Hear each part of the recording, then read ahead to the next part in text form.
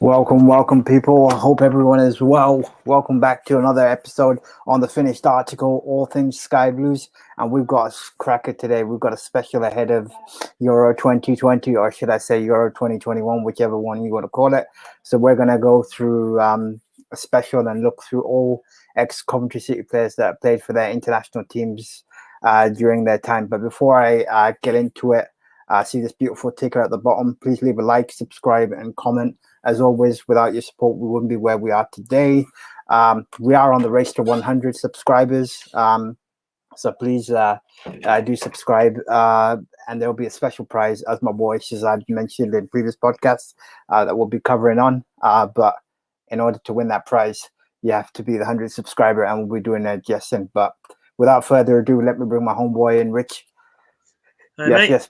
Home. How you doing? You all right? Yeah, very good. Very good.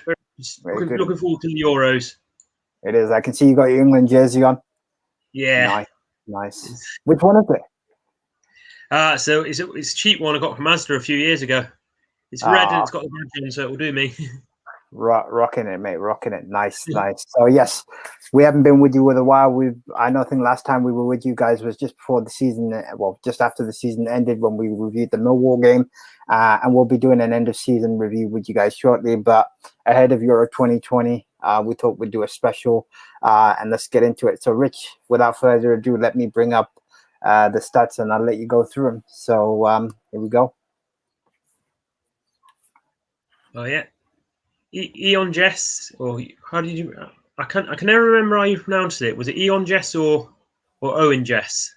I always had a debate from my mates at school about that back in the day.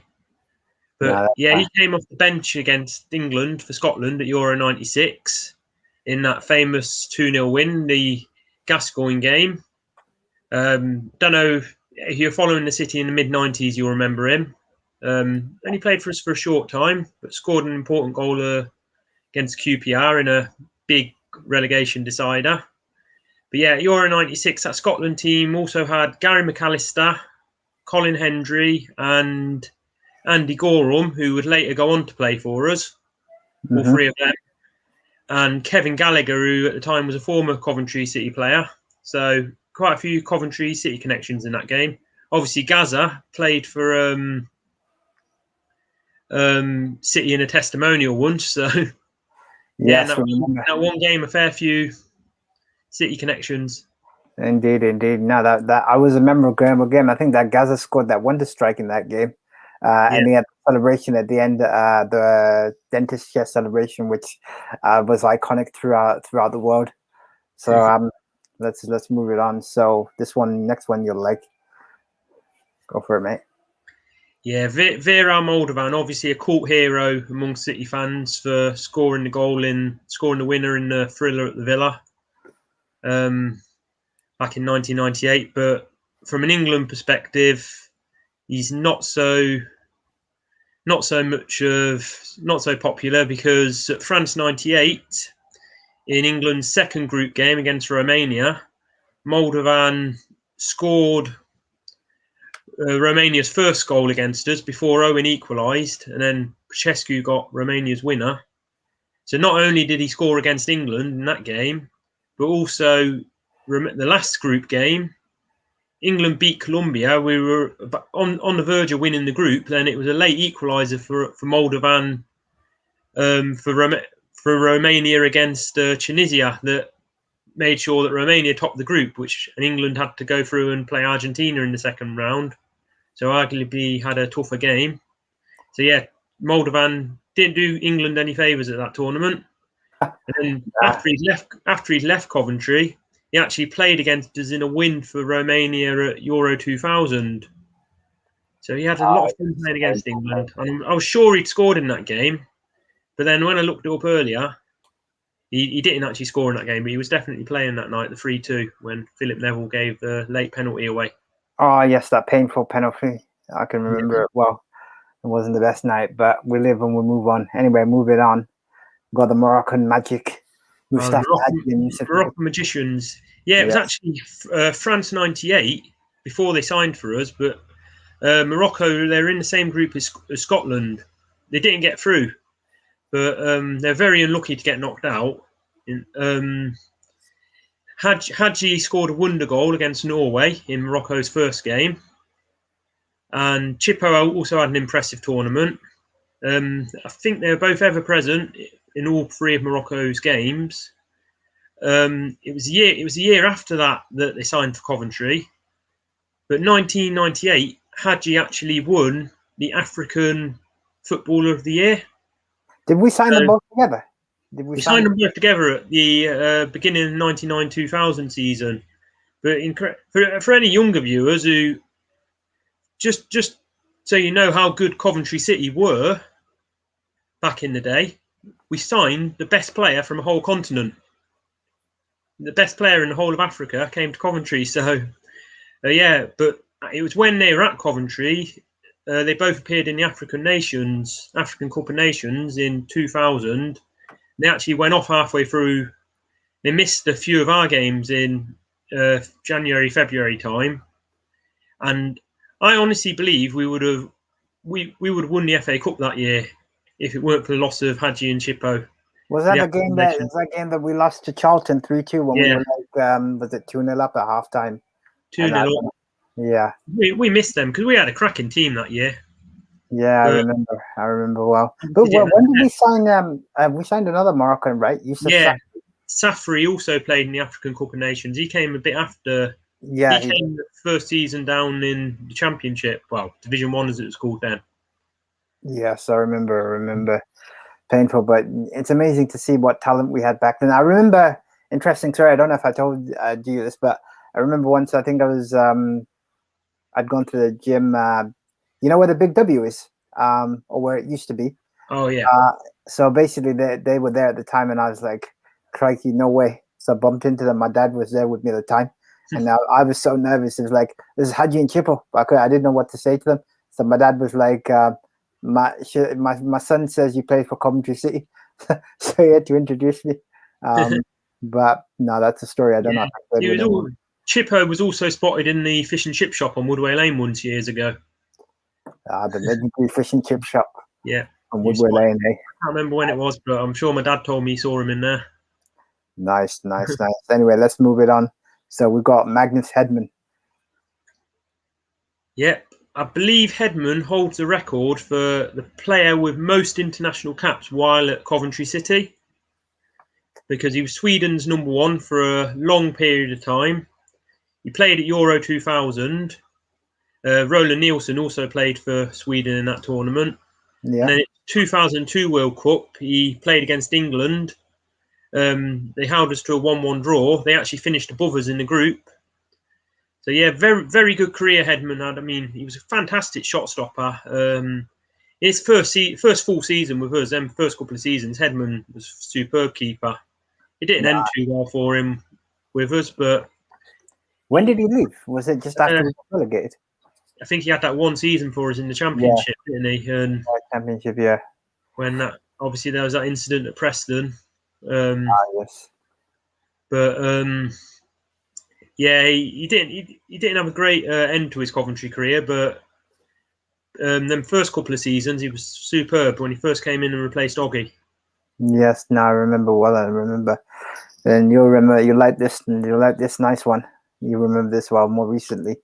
Stern John had a goal disallowed for Trinidad and Tobago against England at the 2006 World Cup. 26. Yeah, because Clayton Ince was also in that Trinidad and Tobago squad, and Chris Birchall as well, who signed for us after. Yeah, I was about to say Birchall played in that game, and I think we signed him the summer after the tournament. Yeah. Who was it? Gerard that scored in that game. It was when it was 0-0 for ages. We scored. I think Peter Crouch put us 1-0 up with about 7 minutes to go. Yes, I remember. We couldn't break them down. And the pub I was in, I was watching it in the Rocket by the train station. And when Gerard had the shot for the second goal, he had the shot, and then the TV conked out, so we couldn't see whether it had gone in or not. And then it came back on just after. Stern John had one disallowed for Trinidad and Tobago, which would have made it 2-1. But obviously, I'm glad it was disallowed because he was against England. No sentimental value attached there. Stern John on his day, he was a very, very good player. He always seemed to play well whenever City were on telly. or if we were playing a Premier League team in the cup, people who didn't go to City games regularly would come up to me and say, "Oh, that Stern John's a great player. He's gonna be playing in the Premiership one day." And I'd be like, "Yeah, he isn't." Well, what about was it John Hodgson when we signed him? Was he not playing for Wales at the time? Yeah, he was. Yeah, obviously didn't ever get to play at a tournament because Wales had that long spell of not qualifying. Yeah, not being in a tournament. Yeah, no, was. It was indeed. And then moving on to our very own homeboy, Dion Dublin. Yeah, and this is when we talk about travesties. Obviously, as far as England are concerned, probably the biggest mistake by any England manager, or biggest travesty, was Graham Taylor not taking Ian Wright to Euro '92.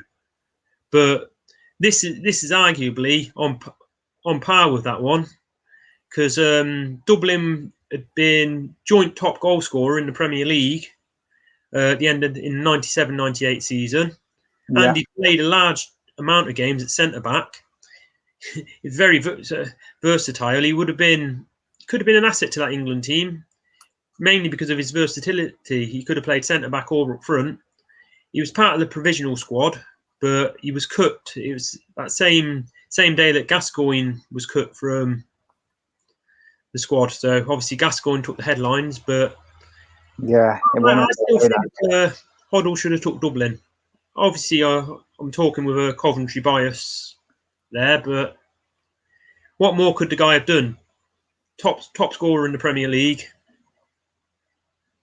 Could have slotted in at centre back in case if there was an emergency. Well, yeah, you might as well send him in right now, because the way our centre back pairing looks for Euro 2020, we could do with a few centre backs. We're a bit light on the back there, but that's one for the past. One classic stat, as always. Richard Home with the man with the stats, bringing it live.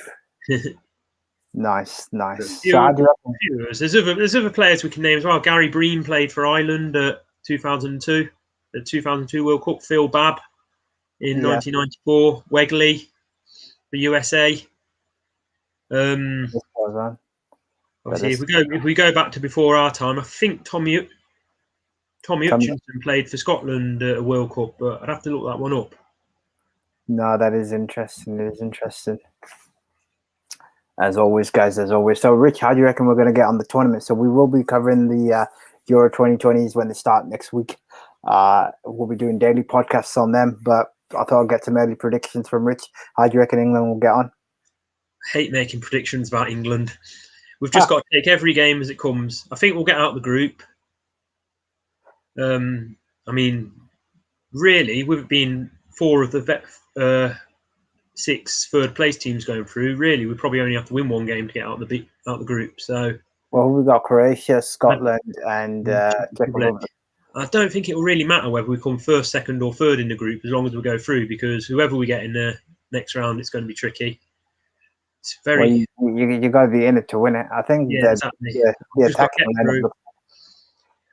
hope that we come through Sunday's friendly with Romania with no more injuries. Thankfully, Vera Muldervan's long retired.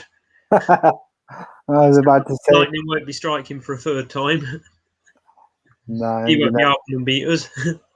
No, that's obviously the results in these warm-up games don't mean anything.